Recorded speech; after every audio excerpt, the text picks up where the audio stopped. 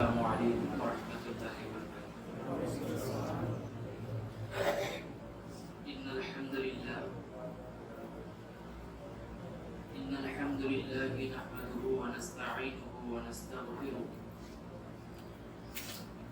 ونعوذ باللہ من شرور انفسنا ومن سیئات اعمالنا ومن يهده الله فلا مضل له ومن يضلله فلا هادي له وأشهد أن لا إله إلا الله وحده لا شريك له وأشهد أن محمدا عبده ورسوله أما بعد فإن خير الحديث كتاب الله وخير الهدي هدي محمد صلى الله عليه وسلم وشر الأمور محدثاتها وكل محدثة بدعة وكل بدعة ضلالة وكل ضلالة في النار. أما بعد، وقال الله تبارك وتعالى في القرآن المجيد والفرقان الحميد: اقترب للناس حسابهم وهم في غفلة معرضون. محترم سامعین اکرام،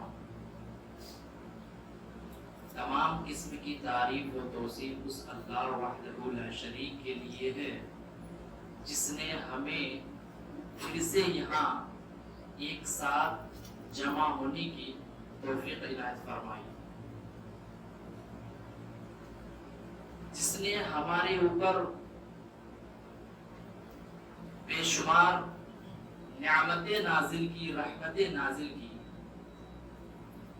بعدہ درود و سلام کے پھول نچھاور ہو ان تمام انبیاء اکرام پر، خصوصاً جناب محمد رسول اللہ صلی اللہ علیہ وسلم پر، جن کو اللہ تبارک و تعالی نے اس دنیا کے اندر رحمت للعالمین بنا کر مبعوث فرمایا۔ محترم سامعین اکرام، آج میں جس عنوان کو لے کر آیا وہ ہے فکر آخرت۔ فکر آخرت کا جو ٹاپک ہے، جو عنوان ہے، بہت ہی حساس ہے۔ ہم اور آپ جس موجودہ دنیا میں جی رہے ہیں یہ وقتی ہے، عارضی ہے، اور ہم اور آپ دھیرے دھیرے رفتہ رفتہ اس منزل کی طرف سفر کر رہے ہیں جو دائمی ہے، جو کبھی نہیں ختم ہونے والی ہے۔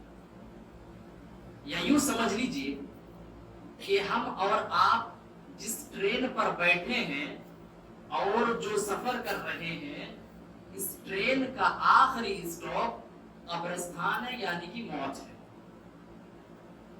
یا اس کو اور ایک مثال کے ذریعے سے یوں سمجھا جا سکتا ہے کہ ایک آدمی ہے، اس آدمی کے پیچھے ایک شیر لگا ہوا ہے، اب وہ آدمی اس شیر سے بچنے کے لیے، اس شیر سے اپنی جان چھڑانے کے لیے وہ آدمی بھاگتا ہے۔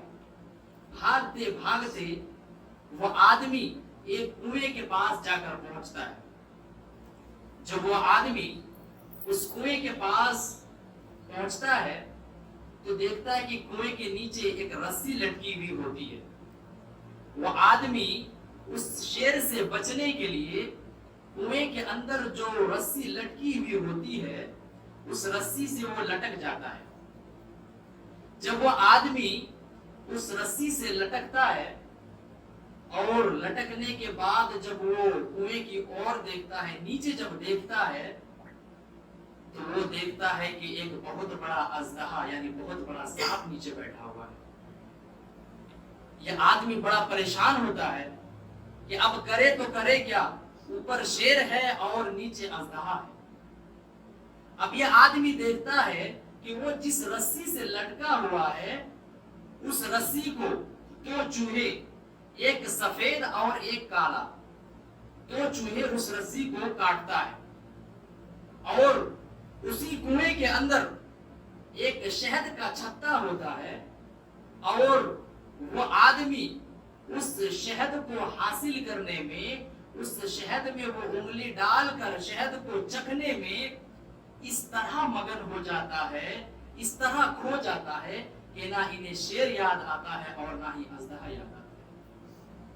मेरे प्यारे भाइयों, बुजुर्ग दोस्तों, यहाँ शेर से मुराद जो है वो मौत है, जो हम सब के पीछे लगा हुआ है। हम चाहकर भी मौत से नहीं बच सकते, चाहे हम कितना ही कोशिश क्यों ना कर ले, हम मौत जैसी चीज से बच नहीं सकते। चाहे हम मजबूत से मजबूत किले के अंदर ही क्यों ना छुप जाए या दुनिया के किसी भी कोने के अंदर ही हम क्यों ना बस जाए या छुप जाए, लेकिन मौत हमें आकर रहेगी। मौत से कोई नहीं बच सकता। इसीलिए अल्लाह रब्बुल आलमीन कुरान मजीद के अंदर इरशाद फरमाता है, कुल्लु नफ्सिन ज़ाइक़तुल मौत, कि हर नफ्स को, हर जानदार को, जिस चीज के अंदर भी जान है, हर एक को मौत का मजा चखना है। आप लोगों ने माइकल जैक्सन के बारे में सुना ही होगा कि वो एक दौर में, अपने जमाने में बहुत बड़ा डांसर हुआ करता था और उसने ये दावा किया था कि मैं इस दुनिया के अंदर 100 साल तक रहूंगा, मैं इस दुनिया के अंदर 100 साल तक जिंदा रहूंगा। और उसने जो अपने जिंदगी का जो तरीका और जो निजाम बनाकर रखा था वो इस तरह था कि वो जो भी चीज खाता था या जो भी चीज वो इस्तेमाल करता था, वो बगैर चेकअप किए हुए ना वो कोई चीज खाता था और ना ही वो कोई चीज इस्तेमाल करता था। उसके पीछे सैकड़ों डॉक्टर थे। उन तमाम डॉक्टर जब उसको उस चीज को चेक करते, चेक करने के बाद जब रिजल्ट आता कि हाँ इसमें कोई फॉल्ट नहीं है, तब जाकर माइकल जैक्सन जो है उस चीज को इस्तेमाल करते या उस चीज को खाते।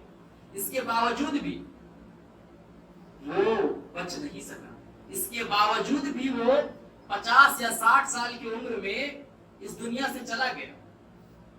कहने का मतलब ये है कि मौत एक ऐसी चीज है कि इससे कोई भी इंसान, चाहे इंसान हो चाहे अंबिया हो, कोई नहीं बच सकता। तो यहाँ शेर से जो मुराद है वो मौत है और अजदहा यानी जो सांप था उस कुएं के अंदर, उस सांप से मुराद कब्र है, जो हमें हर हाल में कब्र के अंदर जाना है और उससे हमें गुजरना है। और वह आदमी जो जिस रस्सी से उस कुएं के अंदर लटका हुआ था, इस रस्सी से मुराद हमारी जिंदगी है, हमारी उम्र है। और उस रस्सी को दो चूहे, एक सफेद और एक काला, दो चूहे उस रस्सी को काट रहा था। इन दो चूहों से मुराद दिन और रात है। जिस तरह उस आदमी ने उस रस्सी को पकड़कर कुएं के अंदर लटक गया और उन दोनों चूहों ने जब रस्सी को काटना शुरू किया, तो जितनी देरी से वो रस्सी को काटता गया उसकी उम्र में कमी होती गई, यानी उसके बचने का चांस कम होते गया। उसी तरह हमारी जिंदगी में रात और दिन जिस तरह होती है और रात और दिन होने की वजह से हमारी उम्र में, हमारी एज में जिस तरह कमी वाकई होती चली जाती है, हमारी उम्र जिस तरह कम होती चली जाती है, उसी तरह उस चूहों की मिसाल है। चूहों से मुराद रात और दिन है। जिस तरह रात और दिन गुजरने के बाद हमारी उम्र में कमी वाकई हो जाती है।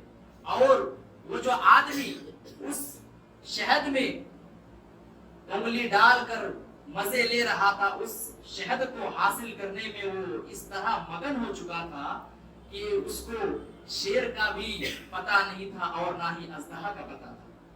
तो इस शहद से मुराद दुनिया की ऐशो इशरत है, दुनिया की रंगीनियां है।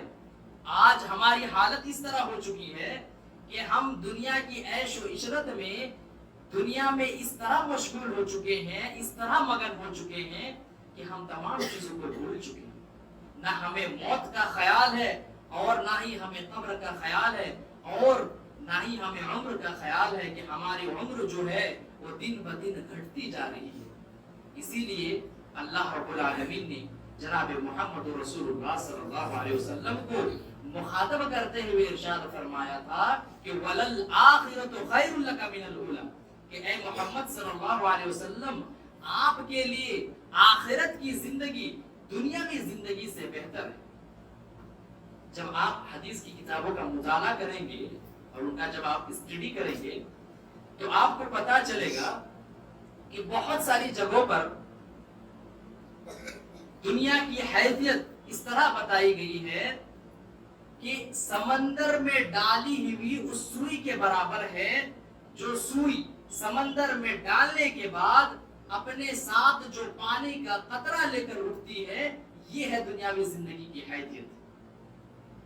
جب آپ ترمذی کو پڑھیں گے تو اس کے اندر آپ کو یہ جملہ ملے گا کہ صحابی رسول کہہ رہے ہیں کہ اے اللہ کے رسول، آپ جس بستر پر سوئے اور جس بستر پر آپ سو کر اٹھے، اس بستر پر سو کر اٹھنے کی وجہ سے آپ کے جسم پر، آپ کے کمر پر، آپ کے باڈی پر جو داغ پڑ گیا ہے یہ اس وجہ سے کہ یہ بستر اچھا نہیں. اے اللہ کے رسول، کہ ہم آپ کے لیے گرم گرم بستر کا انتظام نہ کریں؟ تو اللہ کے نبی جناب محمد رسول اللہ صلی اللہ علیہ وسلم نے اس پوچھنے والے صحابی کو جو اگزامپل دیا، جو مثال دیا، وہ غور کرنے کی بات ہے. اللہ کے نبی جناب محمد رسول اللہ صلی اللہ علیہ وسلم فرماتے ہیں کہ کیا ہے اس دنیا میں اور کیوں میں تمہیں کہوں کہ تم میرے لیے نرم گرم بستر کا انتظام کرو. ما انا فی الدنیا الا کراکب اشتظل تحت الشجرہ، میں تو اس دنیا میں اس مسافر کی طرح ہوں جو مسافر سفر کے تھکاوٹ اور صعوبتوں سے پریشان ہو کر کسی سائے دار درخت کے نیچے تھوڑی دیر آرام کرنے کے لیے بیٹھتا ہے، پھر تھوڑا وہ سستاتا ہے، پھر تھوڑی دیر سستانے کے بعد اپنا سامان اٹھاتا ہے اور چل دیتا ہے. یہی نہیں، حضرت عمر فاروق رضی اللہ تعالی عنہ کو آپ صلی اللہ علیہ وسلم نے جواب دیا تھا جب حضرت عمر فاروق رضی اللہ تعالی عنہ نے کہا تھا کہ اے اللہ کے نبی، آپ اللہ کے نبی ہو کر کھجور کی بنی پتیوں کی چٹائی پر آپ سوئے اور یہودی و نصارہ نرم گرم بستر پر سوئے. اے اللہ کے رسول، ہم آپ کے لیے نرم گرم بستر کا انتظام کریں گے. تو اللہ کے نبی جناب محمد رسول اللہ صلی اللہ علیہ وسلم نے حضرت عمر فاروق رضی اللہ تعالی عنہ کو جو جواب دیا تھا وہ جملہ یہ تھا کہ اے عمر، لہم فی الدنیا ولنا فی الآخرہ، کہ یہ ساری چیزیں دنیا میں یہودی و نصارہ کے لیے ہے اور ہمارے لیے آخرت میں ہے. میرے پیارے بھائیوں، بزرگوں، دوستوں، آج ہم دنیا کے اندر آرام اور سکون چاہتے ہیں. غور کرنے کا مقام ہے کہ حضرت آدم علیہ السلام کو اللہ رب العالمین نے ایک غلطی کے بنا پر اس دنیا کے اندر بھیجا اور ہم اس دنیا میں سکون چاہتے ہیں.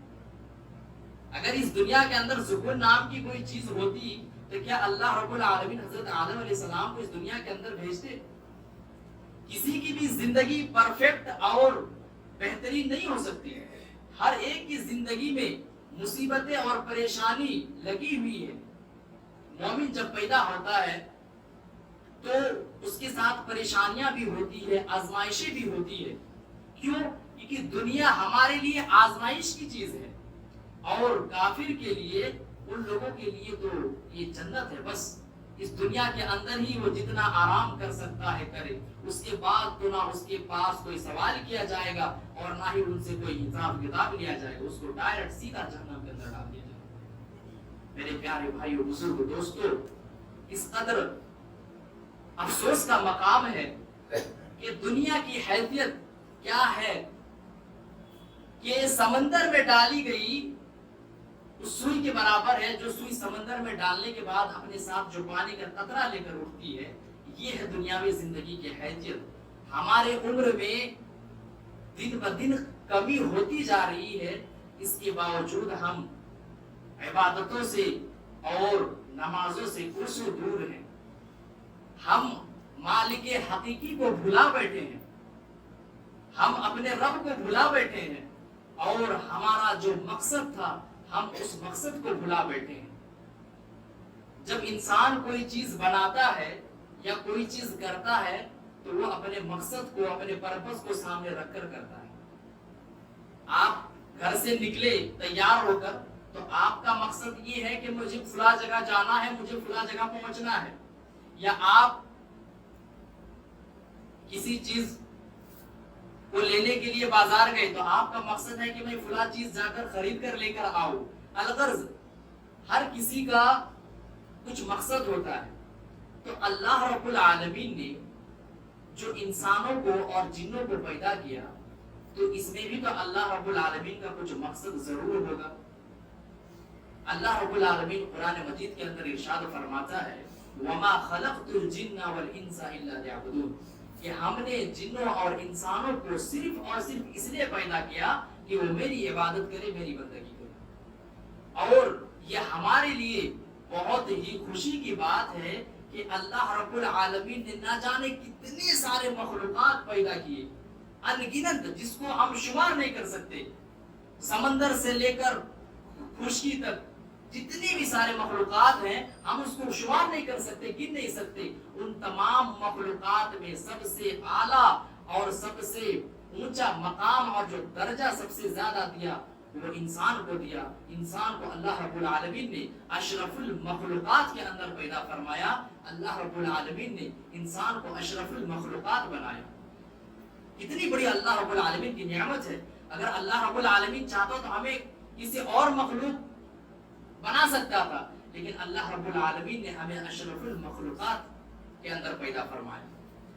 اور اللہ رب العالمین کا جو مقصد ہے ہمیں پیدا کرنے کا وہ صرف اور صرف اس لیے کہ ہم اللہ رب العالمین کی بندگی کریں، ان کی عبادت کریں.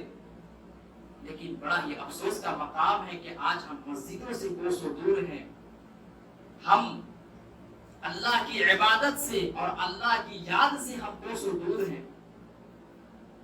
ایک مثال کے ذریعے اس چیز کو یہ سمجھ سکتے ہیں آپ کہ ایک بادشاہ ہے اور اس کا بہت سارے غلام ہیں. اب بادشاہ کے یہاں جو دربار میں جو قانون ہے وہ یہ ہے کہ 5 وقت وہاں پر حاضری لگتی ہے کہ کون غلام دربار کے اندر حاضر ہوا اور کون غلام غائب ہے.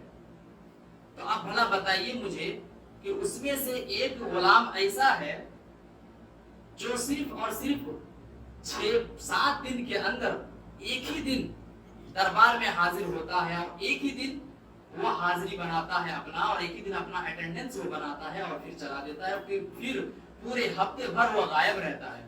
اور وہ یہ سوچتا ہے کہ میں ایک دن حاضری کر کے میرا حاضری بن گیا، میرے لیے یہ کافی ہے، بادشاہ اس سے خوش ہو جائیں گے اور مجھے تنخواہ دے دیں گے، مجھے سیلری دے دیں گے. تو آپ کا جواب کیا رہے گا کہ یہ کیسے ہو سکتا ہے؟ بادشاہ اس کو کیسے سیلری دے دے گا یا بادشاہ اس سے کیسے خوش ہوگا؟ ظاہر سی بات ہے خوش ہو ہی نہیں سکتا. اسی طرح اللہ رب العالمین نے جو 5 وقت ہمیں مسجد میں حاضر ہونے کا جو حکم دیا ہے، کیا ہم اس چیز کو فالو کرتے ہیں؟ 5 وقت جو اللہ رب العالمین نے ہمیں حکم دیا ہے کہ ہم مسجد میں حاضر ہوں اور ہم اللہ کی عبادت کریں. 5 وقت ہمارے کانوں میں حی علی الصلاۃ اور حی علی الفلاح کی آواز ٹکراتی ہے، اس کے باوجود بھی ہم جان بوجھ کر ہم غفلت برتتے ہیں اور غفلت میں پڑے ہوئے رہتے ہیں. میرے پیارے بھائیوں، بزرگوں، دوستوں، غور کرنے کا مقام ہے کہ اللہ رب العالمین نے ہمیں اتنے نعمتوں سے نوازا ہے جس کا ہم اگر شکر ادا کرنا چاہے اور ان نعمتوں کا شکر ادا کرنے کے لیے لگ جائے پھر بھی ہم اللہ رب العالمین کا شکر ادا نہیں کر سکتے. اللہ رب العالمین نے ہمیں اتنی ساری نعمتیں عطا کر رکھی ہے. اللہ رب العالمین کا ہم پر بہت بڑا احسان ہے کہ اللہ رب العالمین نے ہمیں اتنی سارے نعمتوں سے نوازے رکھا ہے. لیکن افسوس کا مقام یہ ہے کہ آج ہم اپنے مالک حقیقی کو بھلا بیٹھے ہیں، اپنے مالک حقیقی کو بھلا بیٹھے ہیں. نماز پڑھنے کا جو اللہ رب العالمین نے ہمیں حکم دیا ہے، اس سے بہت ساری چیزیں ایسی ہیں جو انسانی زندگی کے لیے بہت فائدہ مند ہے. نماز میں ایسی ایسی چیزیں ہیں اور نماز انسان کے لیے بہت فائدہ مند کی چیز ہے. کیسے؟ اللہ رب العالمین 5 وقت مسجد میں حاضر ہونے کا حکم دیتا ہے. یعنی نماز کا حکم دیا مطلب ایک دن میں 24 گھنٹے کے اندر 5 وقت کی نماز فرض ہے. گویا 5 وقت آپ کو مسجد کے اندر حاضر ہونا ہے. تو اللہ رب العالمین نے جو یہ حکم فرمایا، یہ کیوں حکم فرمایا، اس کے پیچھے تو بھی وجہ ہو سکتی ہے. یہ الگ بات ہے کہ پہلے اللہ رب العالمین نے 50 وقت کی نماز فرض کیا تھا، پھر بعد میں کم ہوتے ہوتے وہ معراج کا واقعہ ہے، اس طرف میں جانا نہیں چاہتا ہوں. تو 5 وقت کی جو نماز اللہ رب العالمین نے فرض کیا، مقرر کیا مومنوں کے لیے، مسلمانوں کے لیے، تو اس کے پیچھے مقصد کیا ہے؟ آپ سب جانتے ہیں کہ ایک انسان کے پیچھے ہمیشہ ایک شیطان لگا ہوا رہتا ہے. ایک شیطان بھی رہتا ہے اور فرشتہ بھی رہتا ہے.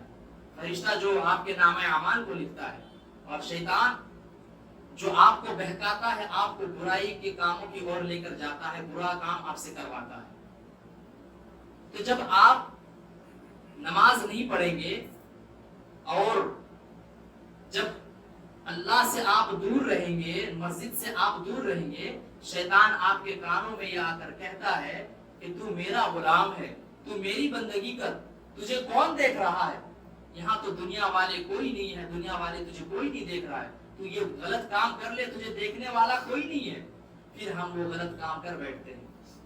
تو شیطان جو انسان کو بہکاتا ہے اور اس کے کانوں میں آ کر کہتا ہے کہ تو میرا بندہ ہے، تو میرا غلام ہے، اس چیز کو دور کرنے کے لیے اور اس چیز کو ختم کرنے کے لیے اللہ رب العالمین نے نماز ہم پر فرض کیا ہے. اس لیے کہ ہم 5 وقت مسجد میں حاضر ہوں، اور مسجد میں حاضر ہونے کے بعد اللہ کی عبادت کریں، اور ہمیں تاکہ یہ احساس ہو کہ ہم کسی اور کے غلام، کسی اور کے بندے نہیں ہیں، بلکہ ہم صرف اور صرف اللہ رب العالمین کے بندے ہیں. صرف اور صرف ہم اسی کی بندگی کریں گے اور اسی کا کہا مانیں گے، اسی کا حکم مانیں گے اور اسی کی اطاعت کریں گے. اس چیز کو ختم کرنے کے لیے آپ دیکھیں گے کہ جو بندہ، جو انسان یا جو شخص دین سے کوسوں دور ہو جاتا ہے، نماز تک نہیں یا جمعہ تک بھی نہیں جو پڑھتا ہے، آپ دیکھیں گے جب اس کو آپ کوئی دین کی بات کہیں گے یا کوئی اچھی بات کہیں گے تو اس کے دل میں اثر نہیں کرتی ہوگا. اس کو وہ بات جلدی سمجھ میں نہیں آتی ہے، یا سمجھ میں آ بھی جاتی ہے تو وہ اس چیز کو کرنے میں یا اس چیز کو عمل میں لانے میں کوشش نہیں کرتا ہے. کیوں؟ کیونکہ اس کا جو دل ہے وہ سیاہ ہو جاتا ہے. شیطان اس کو اپنے چپیٹ میں پوری طریقے سے وہ لے لیتا ہے.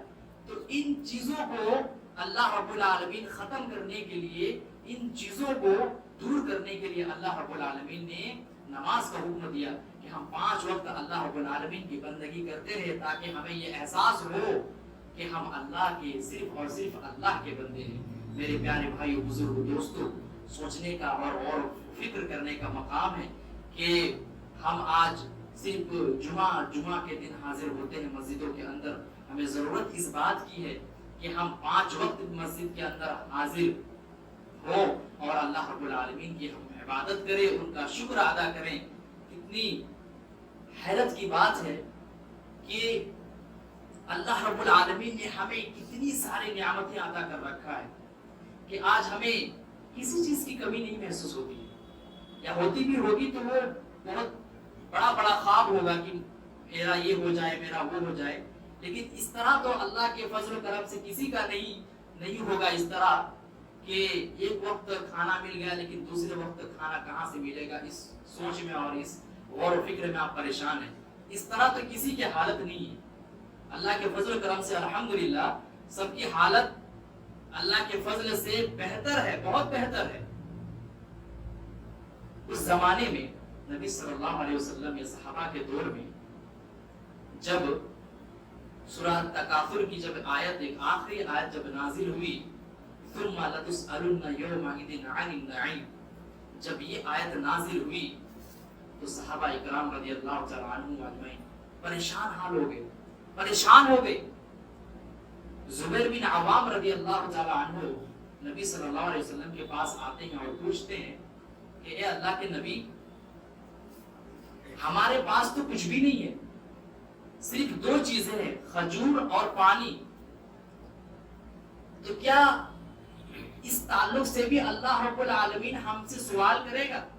اللہ رب العالمین قرآن کے اندر فرماتا ہے ثم لتسألن یومئذ عن النعیم، کہ تمہیں قیامت کے دن ان نعمتوں کے بارے میں سوال کیا جائے گا، ان نعمتوں کے بارے میں تم سے پوچھا جائے گا، تم سے سوال کیا جائے گا، تم سے مواخذہ کیا جائے گا۔